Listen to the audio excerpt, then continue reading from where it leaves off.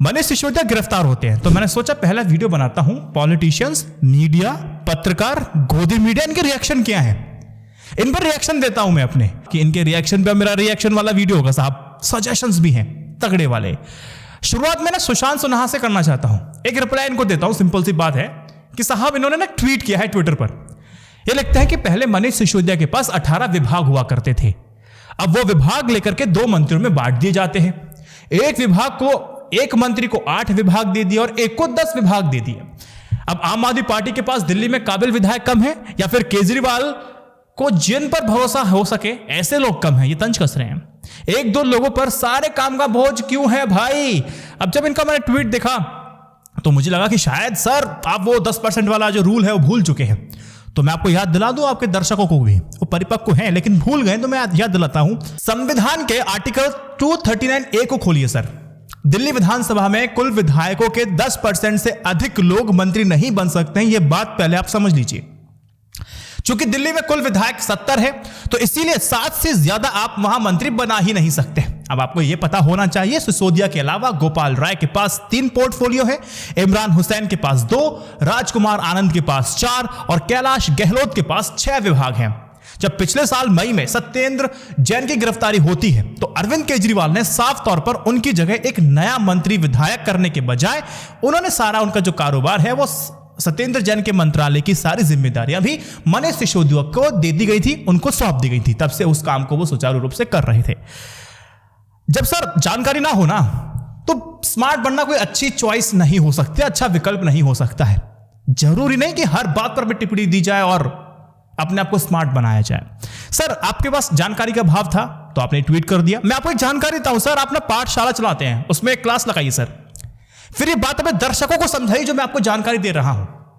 आप ही की भाषा में आप ही को बताता हूं। नीरव मोदी भागने से पहले आखिरी बार पीएम के साथ एक ग्रुप फोटो में दिखे थे साहब, ये फोटो आपने भी देखा होगा।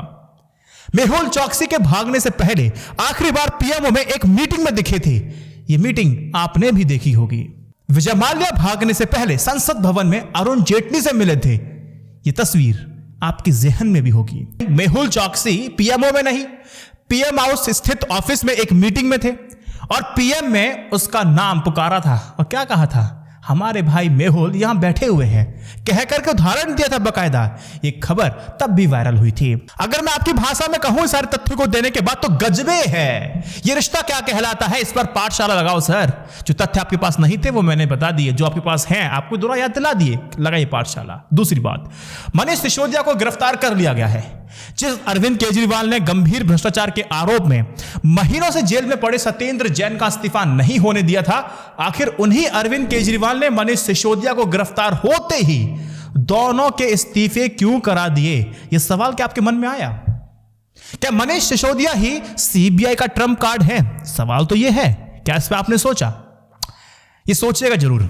लेकिन मनीष सिसोदिया के गिरफ्तार होने के बाद अपोजिशन ने कैसे रिएक्ट किया, यह बहुत जरूरी था 2024 के लिए। कांग्रेस एक बार फिर एक बड़े राजनीतिक मसले पर भारी कंफ्यूजन में नजर आ रही थी मुझे तो। उसका एक तबका है ना, एक तो कहता है कि मैं मनीष सिसोदिया के साथ हूं, जो उसकी कार्रवाई हुई थी उसके खिलाफ एक गुट वो है जो कार्रवाई को वाह कर रहा है। तो एक ऐसा तबका है जो केंद्र की आलोचना कर रहा है, जबकि AICC के जो अहम चेहरे हैं ना, अभिषेक मनु सिंघवी मनीष सिसोदिया का मुकदमा लड़ रहे हैं। ये तगड़ा कंफ्यूजन है साहब। अगर ऐसा ही अगर उलटपेट रहा और ऐसा ही रिएक्शन रहा तो मुझे यह लगता है कि 2024 की लड़ाई भी कहीं 2019 जैसी ना हो जाए। अगर मैं गलत हूं तो कमेंट सेक्शन बताना शुरू कीजिए। अब क्या कर सकते हैं, एक सजेशन देना चाहता हूं मैं अपोजिशन को। कांग्रेस सबसे बड़ी विपक्षी दल है, इसके लिए जिम्मेदारी भी उसकी सबसे ज्यादा बनती है। उसे आगे बढ़कर के विपक्षी एकता का जो अलख है ना, उसको जगाना होगा। यदि मोदी की हैट्रिक हो गई तो फिर उसके बाद कांग्रेस और दूसरा जो विपक्ष है ना, वो आपको कहां देखने को मिलेगा? यह एक टेस्ट केस है कि विपक्ष में कितनी हिम्मत बची है, वह कितना प्रतिरोध कर सकता है। यह टेस्ट हो रहा है इस समय। कांग्रेस के महासचिव और जयराम रमेश ने गिरफ्तारी का विरोध करके अपने रायपुर महाअधिवेशन की उस भावना को व्यक्त कर दिया कि एक विपक्षी एकता आज की सबसे बड़ी जरूरत है। पर कांग्रेस को हर विपक्षी पार्टी के लिए खुल करके मैदान में आना चाहिए। सिंपल सा मेरा एक सजेशन है।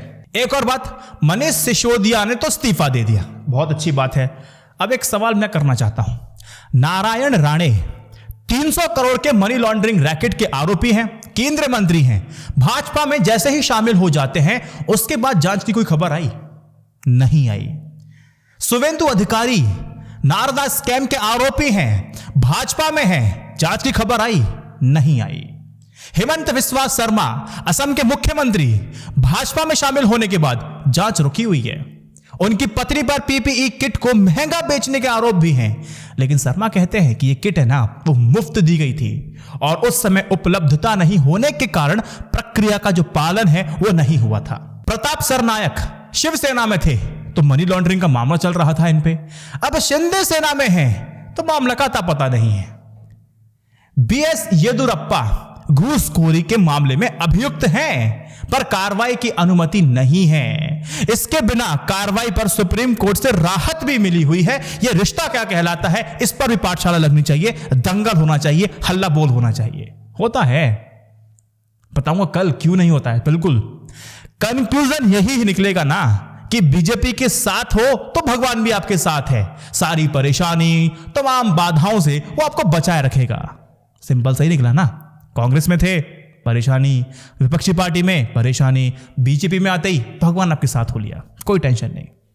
एट लास्ट ये सवाल तो है ही ना, सिसोदिया की गैर मौजूदगी में केजरीवाल कैसे चलाएंगे दिल्ली सरकार? आप देखिए सिसोदिया दिल्ली सरकार में कितने शक्तिशाली मंत्री हैं, इसका अंदाजा आप इस बात से लगा लिए ना कि 33 में से 18 सरकारी विभाग का कामकाज मनीष सिसोदिया ही देखते थे। इसीलिए आम आदमी पार्टी पर नजर रखने वाले जितने भी मैं पत्रकारों को देख रहा हूं, जो एनालिस्ट हैं उनको देख रहा हूं, वो यही कहते हैं कि सिसोदिया के होने से ही अरविंद केजरीवाल के लिए यह मुमकिन हो पाया कि वे पार्टी को दिल्ली के अलावा अन्य राज्यों में ला सके और इसका एक्सपेंशन, इसका विस्तार करने पर फोकस कर सके। एक बहुत बड़ी बात थी। 18 विभागों की जिम्मेदारी किसकी होगी? फिलहाल केजरीवाल के लिए एक ऐसा शख्स खोजना होगा जो सिसोदिया की तरह पूरी दिल्ली सरकार की जिम्मेदारी ले सके, संभाल सके। यह एक बहुत बड़ी चुनौती है। इस चुनौती से अगर पार नहीं पाया, नहीं तो इस गिरफ्तारी का ना अगले साल होने वाले हरियाणा चुनाव को लेकर के ना आम आदमी पार्टी की जो तैयारियां हैं ना उस पर निश्चित तौर पर असर पड़ेगा। सिसोदिया का जो लूप होल है, जो उनकी गिरफ्तारी के बाद जो स्पेस, जो वैक्यूम क्रिएट हुआ है, उसको भरने वाला अगर नेता जल्दी नहीं मिला और उसी तरह से अगर नहीं, तो अरविंद केजरीवाल की टेंशन काफी ज्यादा बढ़ेंगी। आपको क्या लगता है? कमेंट सेक्शन में मुझे बताइएगा कि सिसोदिया का वैक्यूम कौन भरने जा रहा है। कमेंट सेक्शन बताइएगा। जिस वीडियो को 3 व्हाट्सएप ग्रुप में शेयर कीजिएगा। जय Hind, Vande Mataram. Stay updated, stay educated, सत्यमेव जयते। नमस्कार।